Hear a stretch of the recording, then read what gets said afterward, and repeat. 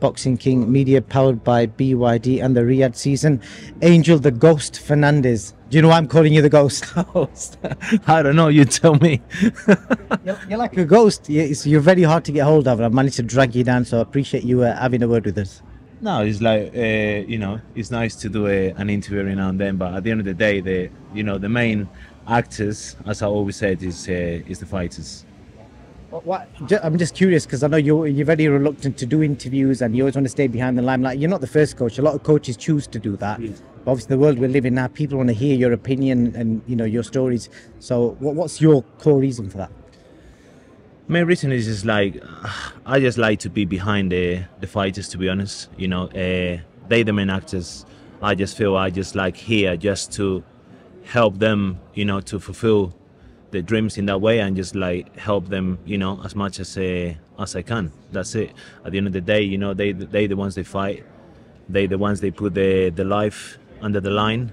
It's not me, and that's pretty much the reasons why I'm doing what I'm doing.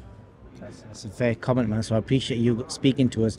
I was in the changing rooms straight after the fight with Fraser Wardley, the first fight, and I hope you don't mind me saying this. I saw that you was in tears. Do you know what I mean? Like I saw how much it meant to you. I tried to get an interview out of you, but you were like, "No, I don't want to do it right now." And I saw you kicking the walls.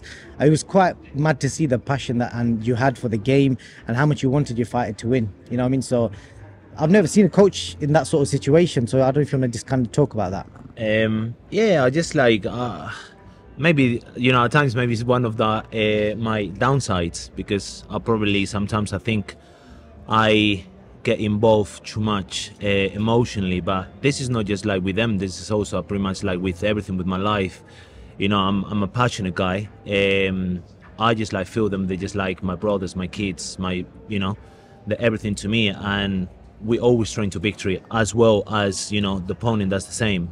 And sometimes I you said several times, don't get failures get to your heart. Sometimes it's easy said than done, but yeah, they do get to my heart for a little while, and I need to kind of like recalibrate back again and then get back to normal. How hard was it for you to get over that? Because obviously I saw the emotions that you expressed in the changing room straight after. How long did that kind of continue for? It's just disappointing. Till you kind of like you have to just give it time. I mean, some fights maybe a week, 2 weeks, 3 weeks, months. It's just depending on the magnitude of the fight, I guess, and how much input what you went through with that fighter during that camp. Because at the end of the day, camps are not like straight lines. There's always going to be bumps on the road. There's going to be like misunderstandings, discussions, times where the fighter feels tired and you have to kind of like push him. It's just like, I guess it's like every fight is different, to be honest. A lot of people, like in the build up to that first fight, they were picking Fabio to win, and it's quite split this time. To be fair, pretty much everyone I've spoken to, they're picking Fraser this time.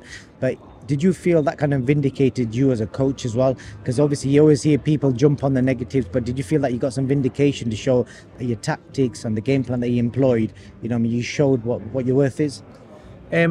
It's not so much for me to show my worth. Like at the end of the day is what I've got here, Ezra. I've got Fraser. They're the ones that have to value my worth. I don't need to go and tell people like my values or what I'm worth. The ones they need to say these things. Obviously Fabio, he was the favorite, last time. But I always believed in Fraser. Was able to win the fight. And listen, we're here again, and to put the wrong right. How did you score the first fight? Because you would have watched it back 100 times. Listen, it's just sometimes with the judging, it just depends what they like to see. Sometimes you see like a scorecards and you go like, I mean, what fight was you watching? I mean, sometimes a judge might favor one just to go on the front foot, the other one maybe counter punching. At the end of the day, listen, I'm just gonna go fair. I think the draw was a fair score. I thought we won, but listen, a draw I think is fair. I do understand also like Fabio's team that they think they won, but listen, draw was fair for both of them. Fair play to put that huge effort on that first fight, and fair play again to make this fight happen again, because that shows what a true two warriors are, Fabio Wally and Fraser Clark, to go and do this fight again. So like the public should really like just sit down, enjoy and support, regardless whoever becomes victorious, whoever, you know, don't become victorious, just like support these two guys, because this is what boxing is about, you know. Put the lives in there, not the lives in terms of like, don't get me wrong, you know, but just like make this fight happen again. After that brutal 12 rounds shows a lot from them too. I respect that. I'm not going to ask you what your plans for the fight are, because that'd be a dumb question. What I'm going to ask you though, see how well you know Fraser Clark. I asked him yesterday if he had any fears or phobias of or something, and he told me what he was kind of scared of. So how well do you know him? Do you know what his phobia or what he's scared of? Fraser's a fighter, you know. So Fabio is. At the end of the day, listen. No, I think you misunderstood the question. I asked him yesterday if he had any phobias or if he's scared of something. Like, you know, some people are scared of spiders and things like that. So he told me something that he's shit scared of. No, I don't so, know that. I don't know. What would you think? I don't know. Maybe spiders. That's by mice, rats. He said he hates rats. Really? Yeah. Gosh. Okay. Make sure there's no rats in your gym. So if you ever want to get him for anything, just chuck a rat in the shower rooms or something. Yeah, I will. I'm going to ask you also, Angel, about your ex-fighter Anthony Joshua. Do you still speak with AJ? Yeah, of course. Like you know, we message each other just like before the fight, even at the beginning of the camp. You know, the relationship is still there. Obviously, not as close as when you are with the fighter, but yeah, like Messi's like he also messages me good luck in the fight. So I message him good luck, and just making sure that he was okay after that fight. What did you make of the outcome, and were you shocked or surprised the way it kind of unfolded? Yeah, I mean, obviously I was not expecting that, but listen, it's boxing. The guy lost again, like when he lost against Ruiz in that, as everyone was saying, in that fashion, and then he went to do that rematch, and he boxed beautifully on the rematch. Again, they talking about rematch again, and it will prove the improvements from both teams, the tactics, and etc. So he believes that he will be Dubois next, and is the doubts out there till he goes and prove that wrong.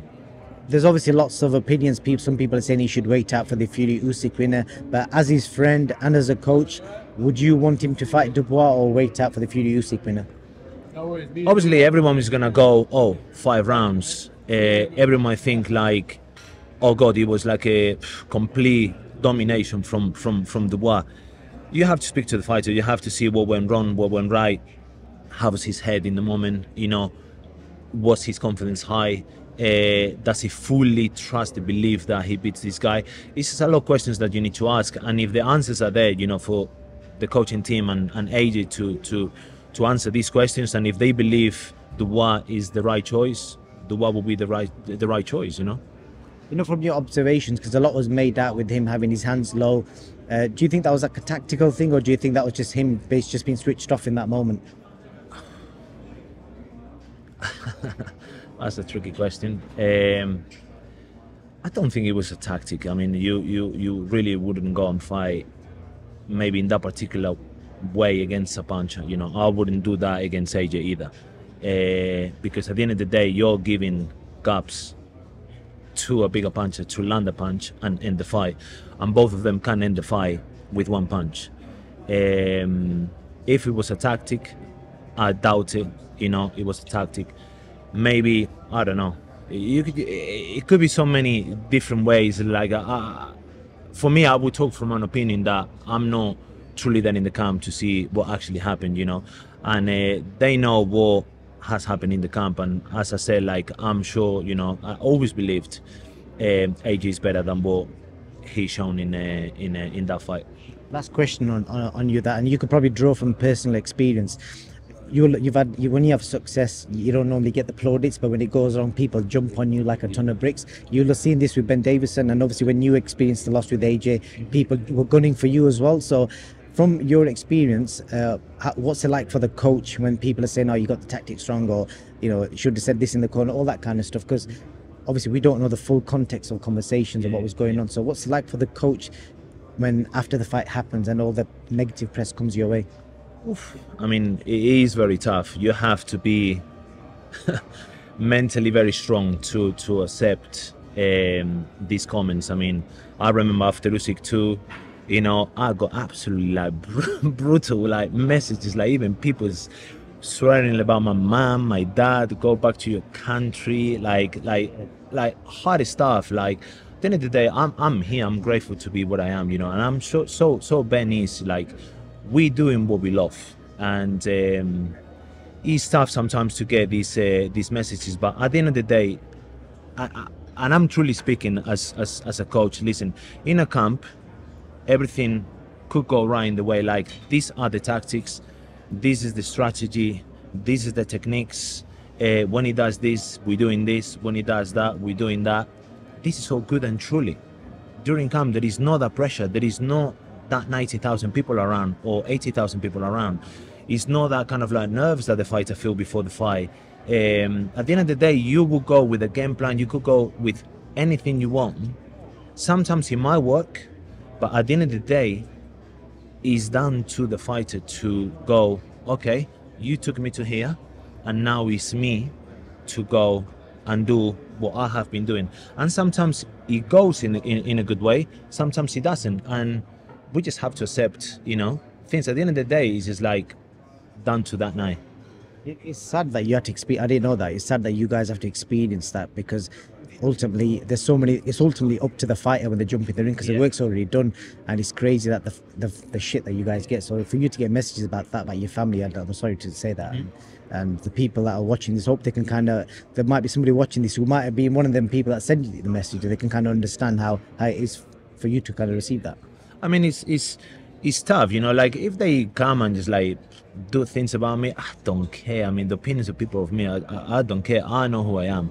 But when you go and just like you're attacking family, you're attacking just like the country where you're from, like it just goes crazy, especially when from someone that is just behind a desk or behind like a mobile phone, texting and stuff like that. Even I had people from France saying just like bad shit, and it's like sometimes you're thinking, shall I just like comment and just like, man, I was so much of rage that some guys, I was looking the profiles and I was thinking, man, if I actually like see you in front of me, man, I will rip you apart. But listen, Ben just needs to stay strong. He's been doing things great, he just needs to believe in what he has been doing.